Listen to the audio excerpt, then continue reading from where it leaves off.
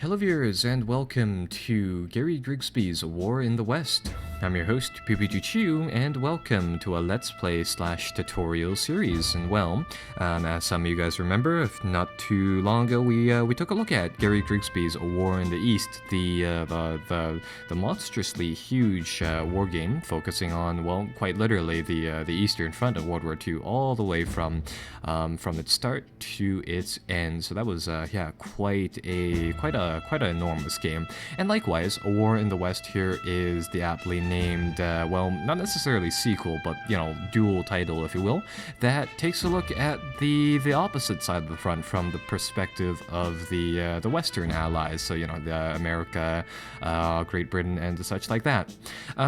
So with that said, I mean, again, this is quite a large, complex title, and in fact, they've added an entirely new element to the game.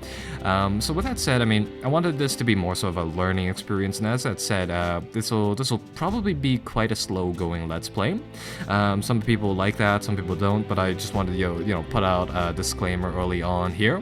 And the other thing is that, unfortunately, I don't seem to be able to lower the volume any lower with it having any effect. It's either on or off. So we'll just deal with that. Either way, we might turn that off later on. But today we'll be, starting up our campaign, and we'll be playing the Battleground Sicily or Battleground Italy campaign here.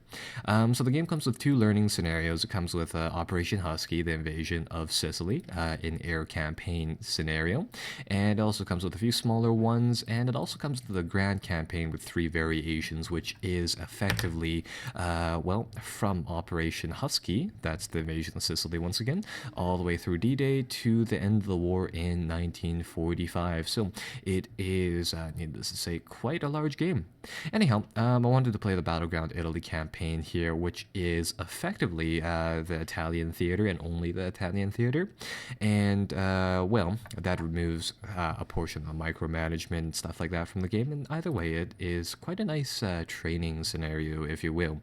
So let's begin and let's get the campaign started here. So the game is broken up into 2 portions now. Actually, before we start that, I want to say a bit about how this Let's Play is going to go on for the next few episodes. Starting off, I think episode 1 here is more or less going to be about the strategy behind the game, about some of the features that they've added, and things will just really get started in episodes 2 and 3. But that'll really depend on how long episode 1 here is. So taking a look at the game, we'll skip this for now, and we'll just take a look at the map and really what's available to us. So our game here encompasses pretty much what you would expect, which is, well, the campaign in Italy. Our troops are already on shores in Sicily. They've already landed here, and as you can see, and the American Corps is where the American detachment here is in blue. The British and Canadian detachment are in this brownish beigeish background foreground color. And once again, I mean, this is it's a pretty elaborate war game. It's not known for its graphics. You'll, chances are, need to know the NATO notation here, and we've already gone through this once before. I mean, these little boxes are infantry units, if you will. These units right here on the side of the screen, with a little oval, if you will, in them are armored troops. And how these work is that the little X's or eyes on top tell us a little bit about how large the unit is.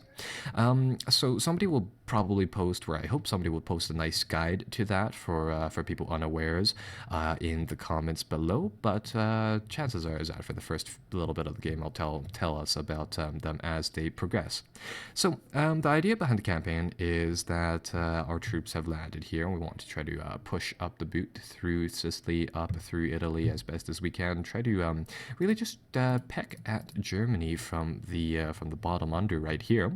The game does a wonderful job simulating absolute ton of the campaign here, and of course we have the land combat from War in the East with a couple of refinements. But the main thing is that, as you may have noticed, the map is considerably more detailed. I mean, War in the East was primarily a land title. This one actually features a entirely new air planning system, which we'll take a look at in a second.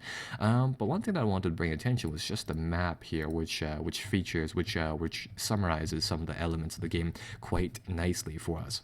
So one of the things that's noticeable is that they've redone the maps so that they look, I would say, much nicer. You got your cities nicely mapped with names and all. You have airfield bases here and there. You've got ports. And since we're in the air portion of the game right now, what we can do is that we can switch on the strategic layer, which will show us where, say, like railway depots are, where people are recruited, where the Germans build their planes, their trucks, their industry in general. And overall, it's a multi-dimensional game. I mean, you got your land combat, you got your air combat, not only in supporting your guys, but also in doing the strategic bombing, where, well, of course, the Allied bombers came around and just, like blew the hell out of the industry to stop the war effort and all that. So it's a wonderfully multi-dimensional game, but on the side effect of that is, of course, it's quite lengthy and it's quite complex. Anyhow, we actually managed to get through all of that in 6 minutes. So that's not bad. So I guess we'll take a look at the air portion of the game right now. And how this works is that going from War in the East was a land title where the airplanes, you pretty much moved around air bases, and the airplanes just did things on them by themselves. Well, inside this game, War in the West, you have more direct control of your aircraft, and well, the Allies here actually live and die inside the air, where your airplanes are actually one of the biggest, arguably more important than your ground forces here. So how this works is that, oddly enough, you're actually given the option to automate this. So, for example, you can get it so that the AI just pretty much does the airplane part of the game for you through the air directive creation system here, where we can just set up, say, for example, we want our strategic planes to bomb oil and fuel. We want our tactical planes to provide air superiority and ground support, and we can pretty much just call it a day. But I wanted this series to take a look at the airplanes section in itself as a pretty big component of the game itself. So with that said, we'll actually be manually managing our aircraft. And well, with that said, I think we'll get started by talking a little bit about how the map systems work, just to shore up the last right around 3 or so minutes before we begin episode 2, which will be focused upon the airplanes in its entirety. So the menus are divided into 3 categories. We have administration, so your preferences of the game. You can save your game, you could quit the game there. Your info screens, and these will be very, very important inside the future, and they tell us a little bit. They tell us a little bit about, for example, how many troops we have, how they're divided up into different sections here, how many losses we've taken, and currently it'll tell us a little bit about the losses in Africa, I would imagine.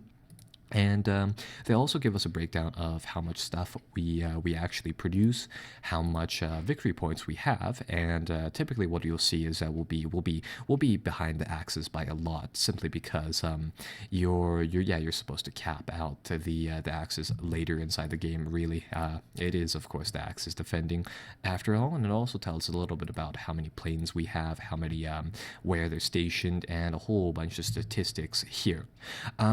This might look very frightening to some people, with a whole bunch of fighter groups, tons and tons of aircraft groups split up with a whole bunch of stats.